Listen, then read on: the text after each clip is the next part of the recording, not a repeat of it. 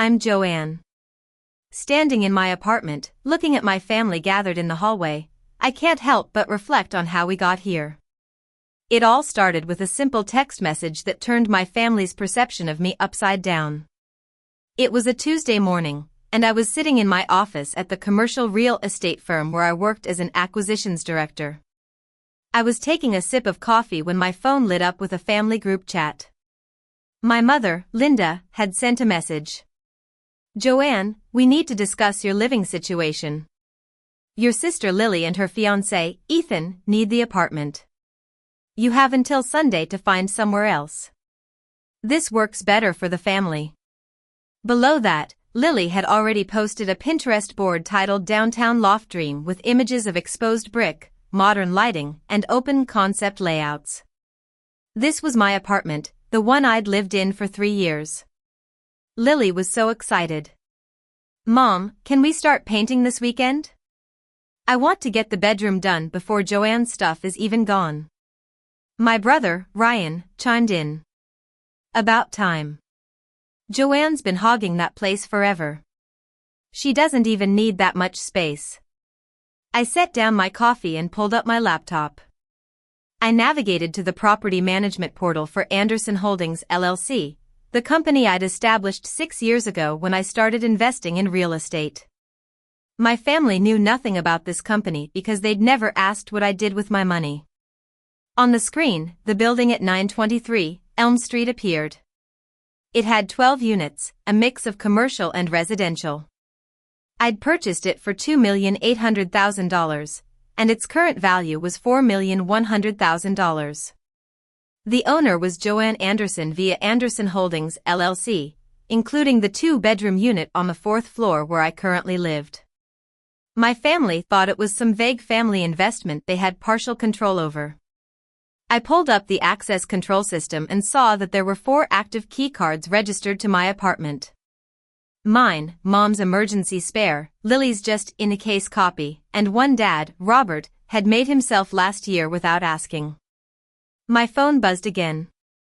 Dad texted, "Joanne, your mother and I have discussed this. Lily and Ethan need to start their married life somewhere affordable. You're established in your career. You can find another place easily." Established in my career? That was an understatement. At my age, I was one of the youngest acquisitions directors at peak commercial real estate with a personal portfolio of 7 properties worth a combined $12 million. But my family still saw me as the quiet middle child who'd just landed a decent job. Mom added, "We're doing you a favor, really. Time to stop being so comfortable and push yourself. Maybe get a roommate, learn to budget better." Budget better? I'd been financially independent since 22, putting myself through business school while working full-time, and I'd never asked them for $1. Meanwhile, Lily was 27, still on Mom and Dad's phone plan, and had her car insurance paid by the family account.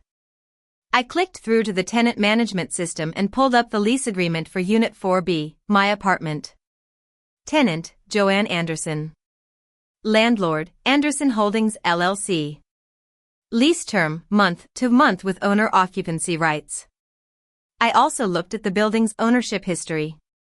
I'd bought it 3 years ago from a retiring landlord who wanted a quick all-cash sale. I'd told my family I was house sitting for a friend's investment property, and they'd never questioned it because they'd never been interested enough to ask details. My phone rang. It was Mom, not waiting for a text response. "Did you see my message?" she asked without preamble. "I did," I replied. "Good. So you understand the situation. Lily needs that apartment and you've had it long enough. Time to share family resources." "Family resources?" I repeated.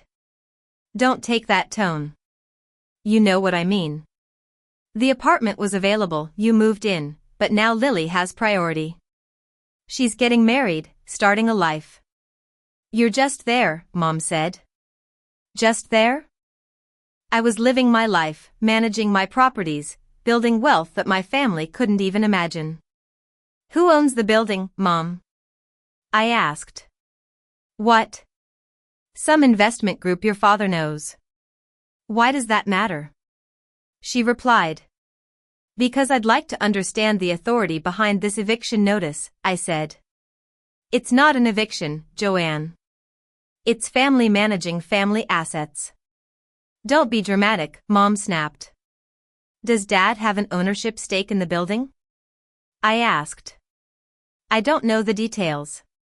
He handles the investments. The point is the apartment needs to go to Lily. That's final, Mom declared. I see.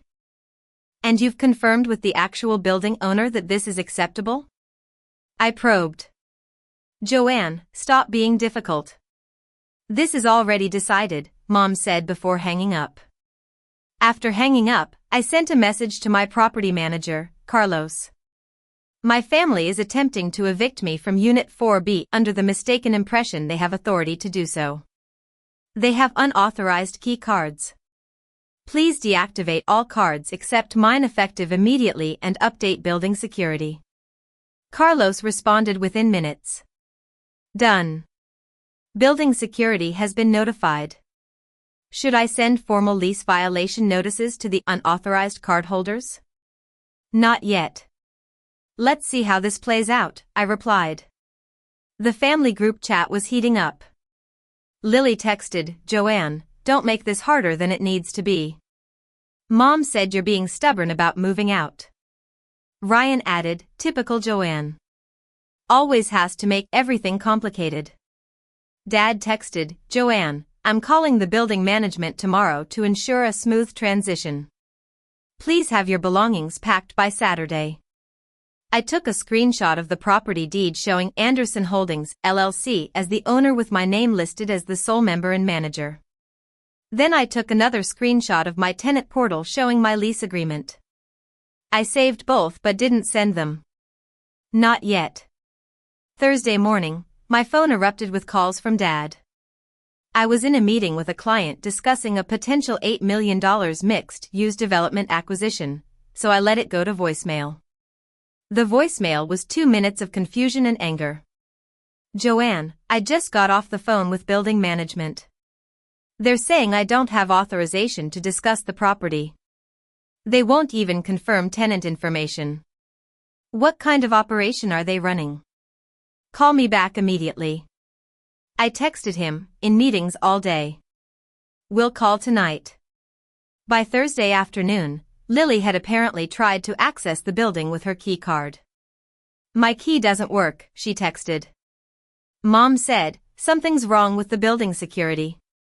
I can't get in to start measuring for furniture. Joanne, did you do something to the security system? I replied, I haven't touched anything. Perhaps building management updated their protocols. Dad said, this is unacceptable. I'm going down there in person to sort this out. I imagined Dad walking into the building lobby, demanding to speak to management, only to be directed to contact the corporate office of Anderson Holdings LLC, which consisted of my attorney, my accountant, and me. Friday morning brought the call I'd been expecting. Dad's voice was tight. Joanne, I need you to explain something to me. I went to the building management office yesterday. They directed me to contact the ownership group. When I called, I was told that all tenant and property matters must go through the primary owner, who is listed as Joanne Anderson. That's correct, I said. There was a long silence. What do you mean that's correct? Dad asked. I mean I own the building, Dad. I purchased it 3 years ago. Anderson Holdings LLC is my company, I explained. That's impossible. You don't have that kind of money, Dad said. I do, actually. I've been investing in real estate since I was 26. I own 7 properties with a combined value of about $12 million. The Elm Street building was my 3rd acquisition, I replied. $12 million? You're saying you have $12 million in real estate? Dad asked in disbelief. In property value, yes. About $4 million in equity after mortgages, plus my investment accounts and liquid assets, I said. The silence stretched so long I thought he'd hung up. Why wouldn't you tell us this? Dad finally asked. You never asked. You've never asked what I do with my money, how my career is going, or what my long-term plans are. You assumed I was getting by in some entry-level job, so that's what you saw. But we're your family, I said. And yet you just tried to evict me from my own property to give it to Lily. You didn't know it was my property because you didn't ask. You made assumptions and acted on them. Now you're upset that your assumptions were wrong, I continued. Dad was struggling to process. The apartment, Lily needs it. Can't you just? No. Lily can find her own apartment. There are dozens available in the area. She doesn't get to have mine just because Mom decided it was convenient, I interrupted. This is going to devastate your sister, Dad said. Lily will survive the devastation of having to apartment hunt like every other engaged couple in the city. Your mother is going to be very upset. Mom is already upset that I'm not immediately complying with her demands. This just gives her a different reason, I replied. Friday evening, Mom called. I was at a property showing for a potential 8th acquisition, a small office building in the Arts District, but I answered. Joanne, your father told me the most ridiculous story. It's not a story, Mom. I own the building. I'm not moving out. Lily needs to find somewhere else to live, I said. But we promised her that apartment, Mom said. You promised her something that wasn't yours to promise. That's not my problem, I retorted. How can you be so selfish? She's your sister, Mom cried. And I'm a person with property rights. Being related doesn't entitle her to my apartment. This isn't some stranger's apartment. This is family, Mom said. No, Mom. This is my apartment in my building. Family doesn't enter into it, I replied firmly. I can't believe you've been lying to us about this for years, Mom said. I haven't lied about anything. You told people I was house sitting and I didn't correct you because honestly it wasn't your business. I pay my bills, live my life, and manage my investments. None of that required your input or approval. You've been secretly thinking I'm struggling while Lily has all your support, I said. Lily doesn't struggle. She has a decent job and parents who subsidize half her expenses. She's choosing to live beyond her means and that's her decision. I chose to live below my means and invest the difference. Different choices, different outcomes, I added. Mom hung up on me. The family group chat exploded over the weekend. Lily texted, I can't believe you've been lying to us. You have millions and you let me think we were doing you a favor. Ryan said, this is so messed up. You've been playing poor while sitting on a fortune. Dad texted, we need to have a family meeting to discuss the situation properly. Mom said, Joanne, you owe your sister an explanation and an apology. I muted the group chat and went about my weekend. I had property inspections, reviewed financial statements, and met with my contractor about renovations on one of my other buildings. Sunday evening, there was a knock on my apartment door. I checked the security camera feed and saw my entire family in the hallway, Mom, Dad, Lily, Ethan, and Ryan. I opened the door but didn't invite them in. We need to talk, Dad said. About what? I asked. About how we're going to resolve this situation, Mom said. Lily needs somewhere to live, Dad added. Lily needs to go apartment hunting. There are currently 3 vacant units in this building alone. She's welcome to apply for one like any other tenant. She'll need to submit an application, provide proof of income, pass a credit check, and pay first month's rent plus security deposit, I said. You can't be serious, Lily said. I'm your sister. Which is why I'm telling you about the vacancies instead of making you find them on Zillow. But you're not getting my apartment, I replied. What about family discount? Ethan asked. Some kind of family rate? Market rate, I said firmly. I don't give family discounts. That's how family conflicts start. Family conflicts? Mom's voice was shrill. We're already in a family conflict because you've been hiding your wealth. I haven't been hiding anything. I've been private about my finances, which is my right.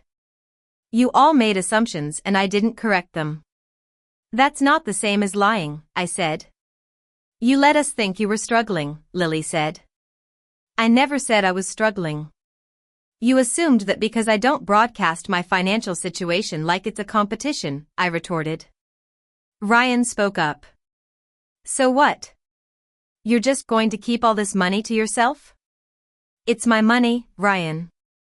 I earned it, invested it, and grew it. What exactly do you think you're entitled to? I asked. We're family, Ryan said. Being family doesn't create financial obligations. I don't owe you housing, money, or access to my assets, I replied. Dad tried a different approach. Joanne, your mother and I are proud of what you've accomplished. We just think you should be more generous with family. I am generous with family. I host holidays, I remember birthdays, I show up when it matters. What I don't do is hand over my property because someone decides they want it, I said. So that's it?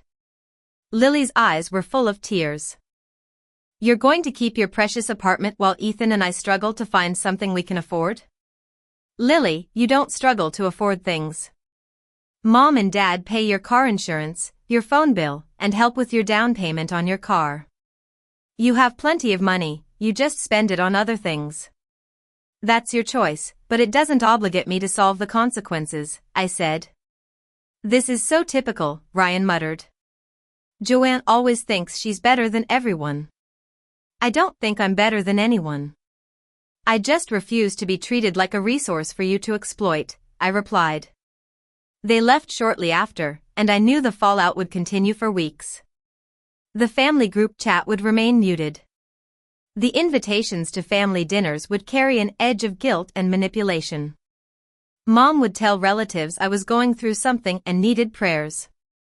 But Monday morning, I went to work at Peak Commercial Real Estate, closed on the Arts District office building for $3,200,000, and added an 8th property to my portfolio.